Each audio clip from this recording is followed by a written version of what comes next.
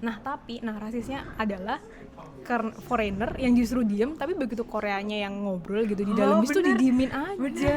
Terus masuk ke bisnya terus kayak, lain kali kamu harus ngeprint tiket ya, nggak boleh nggak ngeprint. Satu bus tuh ngeliatin aku.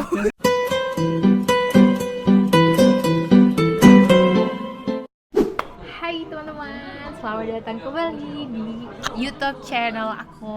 Perkenalkan, aku Aulia. Buat kamu yang belum pernah nonton video aku, hari ini aku bersama teman-teman aku. Jangan tegang-tegang banget dong. Baru pertama kali masuk YouTube ya. Ini sih yang baru pertama kali masuk YouTube. Nah, aku ditemenin sama teman-teman aku yang udah lebih lama lah, lebih senior, udah di Koreanya duluan. Oke, ada Mbak Dita. Halo. Dan ada Mas Yudi. Halo. Mbak Dita udah berapa tahun di Korea? Hampir 2 tahun deh. Hampir 2 tahun. Kalau Sama, hampir 2 tahun. Hampir 2 tahun. Mereka satu angkatan, sekolah kuliah di sini. Mas Yudi itu S3, PhD, Mbak Dita itu S2, sama kayak aku. Nah, mereka berdua ini dari KGSP. Sedangkan kalau aku, disclaimer dulu, beasiswa profesor, jadi tidak sekolah bahasa guys, tapi ada kuliah bahasa Korea lah sampai level 3, tapi tidak se-expert mereka lah gitu.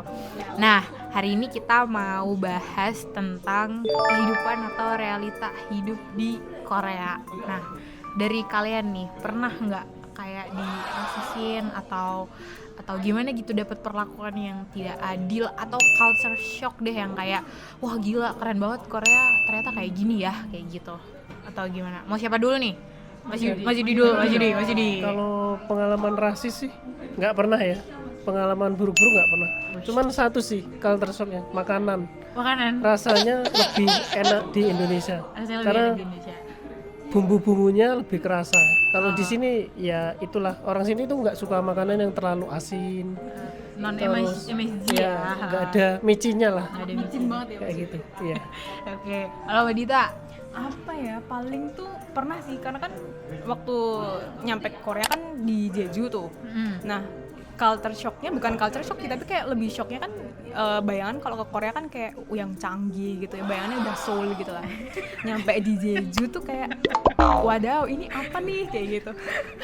Jadi guys, kenapa aku sama Mas Yudi tuh ketawa, soalnya Jeju tuh apa Seoul tuh kayak beda banget gitu, beda banget. Jadi jangan judge Korea tuh selalu canggih gitu, enggak. Jadi ada bagian-bagian yang emang tidak secanggih yang dibayangkan kayak gitu. Jadi sampai di Jeju ya kayak ini desa banget kayak gitu. Tapi sama Daejeon dibandingin Sama Jeju sama Daejeon, Daejeon lah. apa maksudnya Daejeon yang Tapi saya cinta Jeju.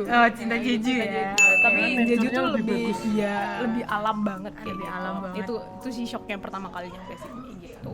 Tapi kalau dari orang-orang nih, dibandingkan di Daejeon sama di Jeju, atau Mas Yudi nih, Daegu sama Daejeon nih, orang-orang di sana nih, Koreannya, mereka menerima nggak kayak atau gimana gitu?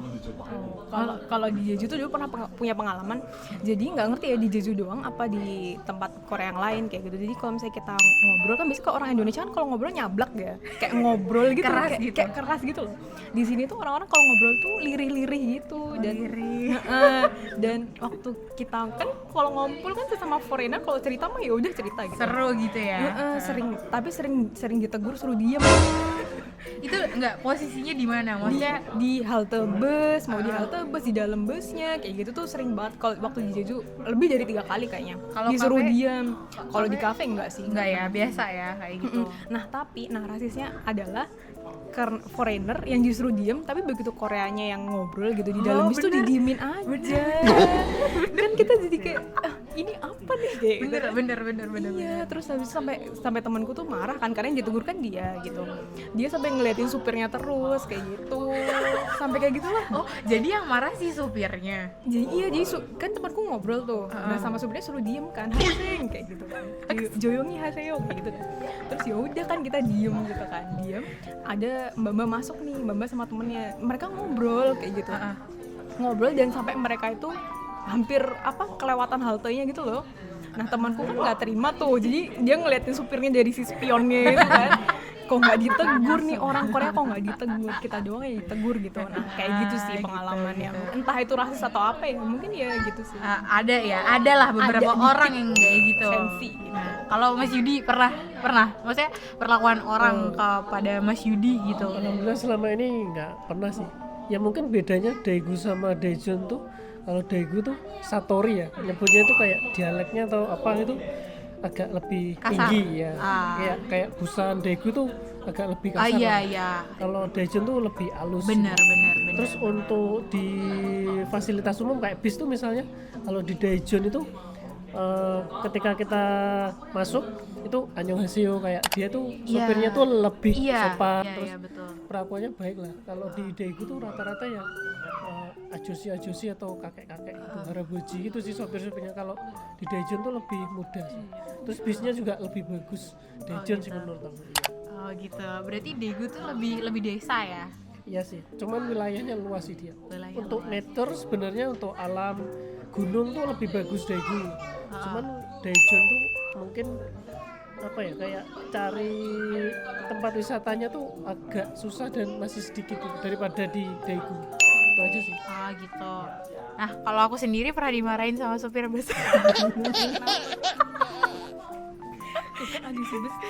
Tapi emang kayaknya supir-supir di Korea tuh emang galak-galak sih.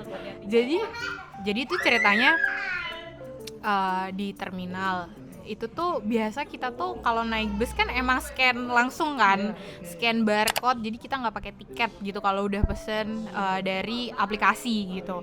Nah, aku udah tinggal nunggu aja bisnya datang. Bisnya tuh udah kurang 1 menit lagi waktunya berangkat, tapi belum datang. Terus udah datang. Jadi misalkan berangkatnya tuh menit ke 50, 49 tuh udah datang.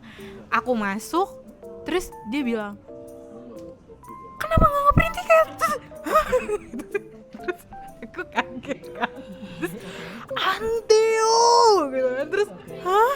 Akhirnya aku disuruh lari, ngeprint tiket. Aku ke depan, turun lagi, aku ke bagian terminal, aku ngeprint lagi, terus aku lari ke bus, terus masuk ke bisnya, terus kayak, lain kali kamu harus ngeprint tiket ya, nggak boleh nggak ngeprint. Satu bus tuh ngeliatin aku.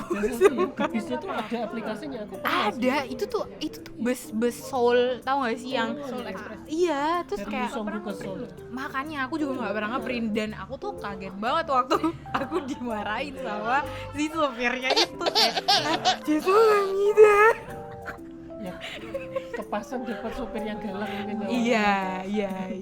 Tapi baik juga sih, aku nggak ditinggal gitu ya, padahal Enggak kobong lah. iya. Nah, tapi terus kan itu dari Cheongju ya. Sepupuku kan di Cheongju. Terus itu yang nganter sepupuku. Jadi sepupuku tuh lihat aku lari-lari ngeprint tiket. Terus next time-nya sepupuku dari Cheongju ke Daejeon, dia bilang, "Aku nggak disuruh ngeprint tiket dengan bis yang sama." Oh gitu. Menurut kalian nih, orang-orang di sini tuh secantik dan secakep yang ada di drama nggak? Mas Yudi dulu deh. Kalau menurut aku sih personal ya, relatif ya. Personal itu maksudnya gimana? Yang cakep sebenarnya ada, yang jelek juga banyak. Oh ini ya, realistis ya. Iya, realistis. Iya. Karena ya sama lah kayak di Indonesia, namanya artis atau namanya orang yang akan masuk TV atau media atau apa itu, ya pasti selektif lah, harus pilih yang bagus-bagus gitu, entah dengan cara apapun kayak gitu sih. Oke. Dan kayak di sini tuh operasi plastik untuk mempercantik diri tuh ya hal biasa lah. Sampai kadang tuh aku pernah denger tuh ulang tahunnya Sweet Seventeen-nya itu kadang malah operasi plastik gitu sih. Gitu ya. Entah itu bener atau enggak, iya nggak tahu gitu. Cuman di sini tuh ya hal wajar lah.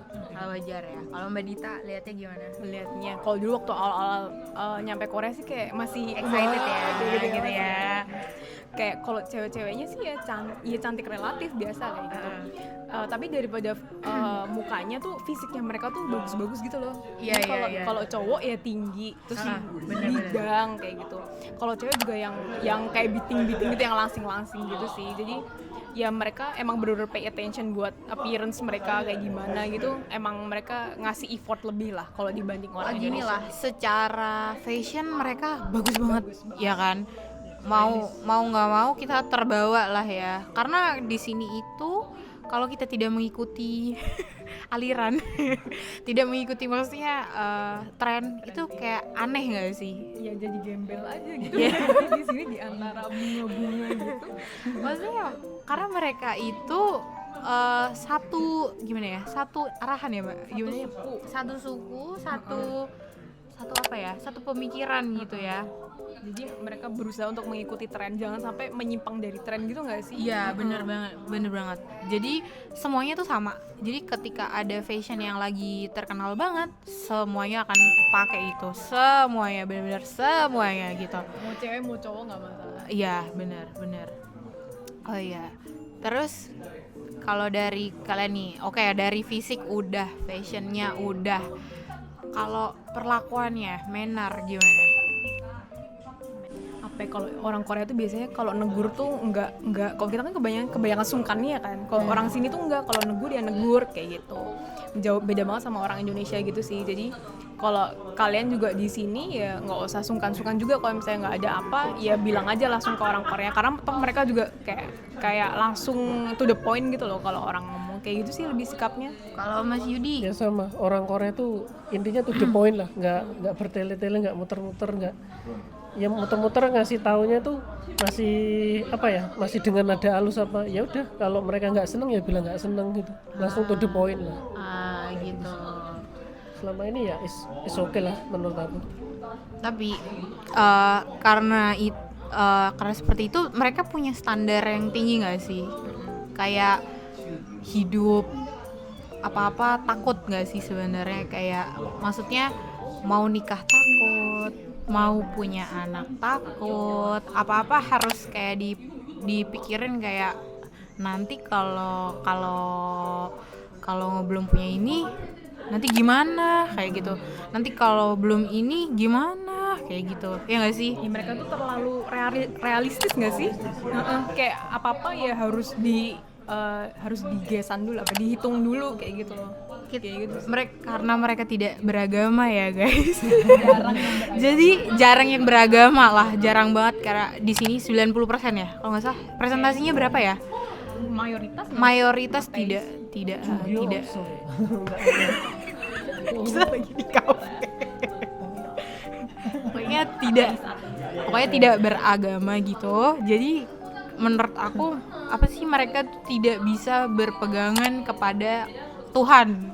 Kayak maksudnya kalau Mas Yudi nih, ya kan, nikah kayak rezeki ada gitu ya, ada yang ngatur, percaya kan Oke, gitu. lebih percaya sama agama kita. Tapi kalau mereka itu lebih ke logika kayak kalau punya anak malah nambah beban gitu.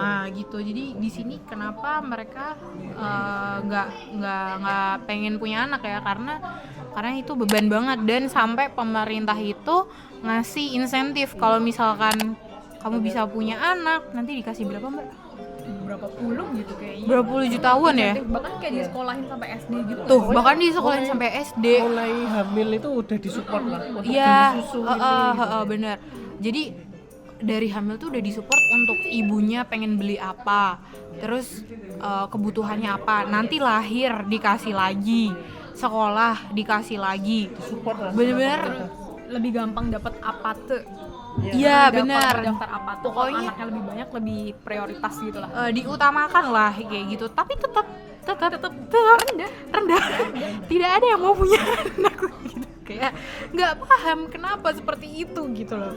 Ya karena itu tadi, karena tidak beragama gitu, tidak percaya dengan Tuhan gitu, gitu sih. Intinya realistis, orang sini tuh pikirannya logis lah.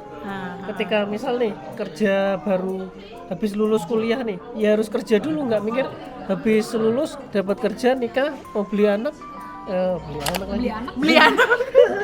punya anak, Mau punya beli rumah, itu masih pikir-pikirnya panjang banget, nggak kayak aku lah pemikirannya pendek tuh. Habis dapat kerja 2 tahun ya udah nikah kayak gitu. gitu ya. Memberanikan diri lah. Iya. Meskipun sampai sekarang belum punya rumah ya udahlah. Tapi hidup kan, Dipikir maksudnya nanti, Dava senang kan, Iya. maksudnya anaknya Pak Yudi kayak ya fine aja Iya, kan sampai fine-fine sekarang aja, bisa it's okay. sekolah, bisa ini, makanya Standarnya tinggi lah. nah standarnya tinggi. Harus punya rumah dulu baru nikah. Sedangkan di sini untuk beli rumah itu mahal banget. Makanya mereka nggak nikah-nikah. Nah, Terus tuntutan dari perempuan juga biasanya kan harus punya rumah dan isinya. betul. Dan untuk mau nikah pun itu juga nggak murah. Nah, itulah yang membuat mereka itu menunda pernikahan kayak gitu. Dari si perempuan juga dia udah kuliah tinggi-tinggi dinikahi orang, terus ternyata cuman jadi ibu rumah tangga, kayak mikirnya kan rugi gitu loh. Udah kuliah mahal-mahal terus cuma akhirnya jadi ibu rumah tangga. Ya udah, kalau orang kita kan lebih nerimo gitu loh. Benar-benar. Kalau misal udah punya anak mau jadi ibu rumah tangga atau nggak nerusin kerja ya udah. Tapi orang sini ya pikirnya untung rugi lah, dia udah kuliah mahal-mahal ternyata jadi ibu rumah tangga kayak rugi gitu loh. Mereka itu kuliah tinggi khususnya perempuan gitu loh. Makanya kayak aku mikirnya dari sisi perempuan tuh kayak gitu. Jadi udah orang tuanya nguliahin mahal-mahal sampai utang lah misalnya, terus ujung-ujungnya cuma jadi ibu rumah tangga, ya rugilah mereka, intinya kayak gitu sih. Dan karena pemikiran yang seperti itu dan anak-anak mudanya Korea tuh diprediksi tidak bisa punya rumah, ya nggak sih? Mau kerja kayak apapun nggak bakal bisa yang namanya kebeli itu rumah kayak gitu. Di bayangan kalian rumah itu bukan rumah yang kayak di Indonesia ya, rumah yang ada tanahnya, terus ada halamannya, bukan apartemen. Iya kayak gitu, selantai itu yang isinya 2 kamar sama 1 dapur yang kayak gitu aja. Itu aja nggak mungkin. Jadi karena nggak mungkin itu, mereka itu show off, kayak pamer, ngeflexing ya dengan cara beli branded barang-barang branded kayak LV, terus Dior, kayak gitu-gitulah pokoknya. Kalau udah ngerasa nggak mampu lah beli rumah, makanya menyenangkan hal yang lain. Iya, nah terus dari situ kayak maksudnya punya barang-barang yang kayak gitu, mereka dipandang wah punya uang, wah berhasil, wah sukses kayak gitu. Sedangkan kalau dia nggak punya apa-apa, teman-temannya tuh akan yang kayak kenapa nggak punya kayak gitu, kenapa kamu kayak gitu loh. Jadi kayak ada demand, gimana ya, kayak ada tuntutan sosial gitu nggak betul, sih? penilaian dari teman-temannya sendiri, padahal mungkin dia bahagia aja, tapi ya kayak gitu. Realita drama Korea Kak. Drama Korea ya ada nggak? Ada kejadian nggak? Maksudnya beneran nggak kayak yang di drama gitu? Kayak kalau 100% sih enggak ya, tapi kadang-kadang kalau misalnya kalian kayak ada momen gitu nggak sih, ada suatu momen kayak ini kayak di drama nih kayak gitu. Nggak pernah kan? Ya bener. Kayak nggak bisa 100%. Iya itu bener banget. Tapi kayak ada 1-2 momen yang kayak ini kayak di drama kayak gitu. Iya. Tapi kalau misalkan kuliah ya, kita dari segi kuliah, profesor kalian nih ngasih pressure-nya normal apa enggak? Mas Yudi dulu deh. Menurut aku Yang kalau S3. awal-awal tuh ya udah, profesor membiarkan kita belajar sendiri. Tapi makin naik semester makin tahu, makin mempressure. Sebenarnya profesor tuh pengen mengevaluasi kita lah, tiap semester tuh progresmu apa gitu loh. Nah makin naik tuh tingkatannya, pressure-nya makin tinggi kayak gitu. Jadi di Korea itu ekspektasi profesor tuh sebenarnya tinggi. Iya, Kenapa tinggi dia banget. meng-hire kamu itu, ya kamu harus ada value-nya. Betul banget.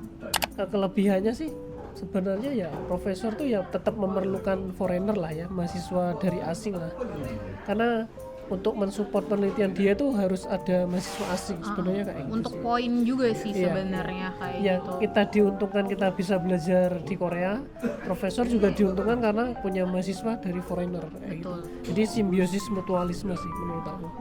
Kalau Mbak Dita, profesor. Kalau di labku sih profesorku sih nggak ngasih pressure yang gimana ya, tapi seenggaknya tiap minggu tuh ada progres. Jadi kayak tiap minggu tuh kalian tuh ngapain kayak gitu tuh harus diprogres kayak gitu, harus dipresentasikan gitu. Terus udah sih kayaknya selebihnya gitu aja. Kayaknya tergantung lab masing-masing juga sih. Lab masing-masing sih. Kalau di aku nggak ada progres. Kamu ngapain aja selama ini? Hah? Kamu belajar apa? Kamu nggak ada apa-apanya. Terus kayak, aku mau nangis. Aku Profesormu ngasih tahu kamu. kalau ke aku enggak, tapi ke teman-temanku banyak yang digituin. Mungkin karena aku baru setahun ya, tapi teman-teman aku yang udah 2 tahun tuh kayak, jadi selama ini kamu bertahun-tahun di sini kamu ngapain aja? Jadi kamu nggak dapet apa-apa. Itu rasanya kayak astagfirullahalazim. Apakah Hayati salah? Itu kayak gitu sih. Kena mental sendiri. Itu udah yang down banget. Buat menaikkan moodnya tuh rasanya kayak susah banget gitu buat lanjut research lagi gitu. Dan di sini tuh tipenya kita belajar sendiri. Profesor itu tidak pernah membimbing kecuali kita di jalan yang sangat-sangat salah. Gitu. Jadi semua sendiri, tiap hari baca paper, dari paper evaluasi kayak apa sih yang bisa didapat, terus kita rangkum sendiri, dari situ bisa kebentuk research yang kita mau lah kayak gitu. Terus buat Mas Yudi ada lagi nggak? Maksudnya kayak profesor tuh normal nggak? Ada hari liburnya nggak gitu? Kalau menurutku ya normal sih. Kalau kebetulan alhamdulillah punya profesor yang lumayan cukup baik hati lah. Jadi kalau waktunya libur ya libur. Cuman tiap minggu tuh harus ada progres. Pokoknya tiap minggu juga harus ada report. Kamu harus presentasi setiap seminggu sekali. Yang kamu lakuin tuh apa sih? Kayak gitu. Kita ada aplikasinya sih, namanya pakai Allo. Jadi ada listnya. List yang done itu apa aja, list yang to do itu apa aja, list yang ongoing itu apa. Jadi kita harus isi tuh. Yang udah kita lakukan gitu masuk list down, yang kita lakukan sekarang itu ongoing, to do itu planningmu. Itu harus ada. Tapi kalau libur boleh nggak? Dikasih nggak? Dikasih sama Sabtu profesor Minggu boleh. atau gimana? Sabtu Minggu itu udah wajar. Cuman kalau kamu emang pengen libur, kayak misalnya temanku tuh, ada temanku satu lab itu minta libur 1 minggu, is oke. Profesor tuh Tapi oke kan aja. dia emang pintar banget kan kayak. Oh, iya. Si foreigner ya boleh. Profesor Nanti tuh, dipip gitu ya. profesor tuh oke aja. Oke Nggak aja, masalah. boleh gitu Iya, ya. intinya Kalau kalau di Mbak Dita boleh cuti. Sabtu Minggu pasti libur. Cuti kayaknya bisa deh, kalau ngomong pasti dikasih cuti sih. Kok aku nggak boleh ya guys? Beda. Jadi aku pernah bilang kayak, Prof saya kepengen pulang ke Indonesia. Terus dibilang kayak, I think you better graduate first. Terus kayak, kamu mending lulus dulu aja baru kamu pulang ke Indonesia, terus terserah kamu mau pulang juga boleh. Terus gitu, terus aku diem, terus alasannya kayak because karena ini masih kayak corona gitu. Terus ya udah deh diterima gitu, cuman ya udah gitu. Jawabannya tidak sesuai. Oke aja, mau pulang tuh nggak masalah karena masih manusiawi kayaknya profesor. Aku tuh udah ngecup tuh sebenarnya untuk semester depan tuh summer mau pulang tuh boleh. Oke, disclaimer dulu, Mas Yudi punya istri dan anak. Jadi, tapi kalau di labku kalau punya istri atau suami, pokoknya berkeluarga gitu, dibolehin pulang emang setahun sekali. Tapi kalau single itu kayak ditahan-tahan sih. Sepertinya kayak gitu. Jadi buat kalian mungkin nikah dulu kali ya kalau mau kuliah. Enggak ada yang bercanda. Oke aja. Enggak deh. Kalau temanku mau pulang ke negara. Oh boleh ya, Itu boleh oke ya. aja. Boleh ya. Tergantung profesor aja. Tergantung profesor lagi ya, kayak gitu ya. Tapi cuti-cuti sakit gitu, maksudnya boleh, bisa. boleh ya? Aku Itu aja maksudnya cuti atau izin aja kayak, Prof sakit izin aja. gitu. Aku izin aja sih sama profesor, kayak vaksin itu. Iya, sama. 1 hari 2 hari oke lah. Oke. Sama lah, sama. Itu balik lagi ya, tergantung profesormu nanti lah. Itu Tapi untung-untungan juga. iya, tapi di lab sebelahku itu bukan Korea Selatan sih, itu Korea Utara. Dia bener-bener Sabtu Minggu masuk, terus weekdays itu tuh jam 12 malam itu minta meeting, pokoknya jam 11 sampai jam 12 gitu minta meeting profnya. Terus kayak mereka tuh kaget, akhirnya ya udah meeting. Ada yang udah di rumah, ada yang masih standby di lab tuh ngabarin lah yang di rumah kayak, datang woi profnya nyariin meeting kayak gitu kan. Terus langsung pada wah gitu, terus datang gitu, terus dimarah-marahin kalau misalkan nggak ini dan bahkan waktu itu temen aku 2 Korean tuh mereka lagi ngerjain project, terus lewat ruangannya si prof itu kan, terus mereka nguping di pintu, terus katanya gini, guys tau nggak si prof ini gitu kan, itu tuh lagi ngata-ngatain, dia ngatain goblok, stupid, bla bla bla, terus kayak gitu, pokoknya dibentak kayak gitu banget, terus tapi kita nguping. Terus sumpah pengen denger gitu kan, terus siapa orang Korea? orang Korea terus datang ke aku, terus ya kayak gitu terus ngasih tahu, aku pengen denger, udah selesai ul katanya. Ya udah nggak pernah denger juga gitu sih. Beda-beda tergantung profnya sih. Di tempatku sekarang lebih fleksibel lagi, jadi kita punya aplikasi, terus kamu itu ditarget 1 minggu ada 40 jam. Jadi kamu mau sehari itu yang penting 8 jam. Mau datang jam berapapun nggak apa-apa, asal kamu sehari work 8 Jadi jam. kayak absen Iya, gitu ya. ada aplikasi absennya. Mau datang jam berapapun is Keren okay banget nih. sekarang. Nih Pak Yudi ini di Computer Science-nya Chongnam National University. Bener nggak? Iya. Bener. Kalau Mbak Dita tuh di farmasi gitu. Jadi beda-beda sih tergantung profesornya. Itu tetap culture shock lah. Kalau di Indonesia itu masih slow lah, is okay. Kalau di Korea kamu harus Pali-pali. Intinya kayak gitu. Karena teman-teman aku pun jam 6 sore itu nggak pengen pulang. mereka masih di depan komputer dan semangat kayak asli itu Teman-temanku satu lab tuh tidurnya cuma 2 jam. iya sama Temanku foreigner juga tidurnya sekarang cuma 2 jam. tuh. Kayak gitu guys, di Korea itu tidak seindah di dramanya gitu. Oke, nah untuk segmen kali ini kalau kalian suka jangan lupa like, subscribe, komen, dan bagi-bagi ke teman-teman, share. Terus nanti kita bikinin kayak gini lagi, video yang kayak gini lagi. Sampai ketemu di video selanjutnya. Dadah.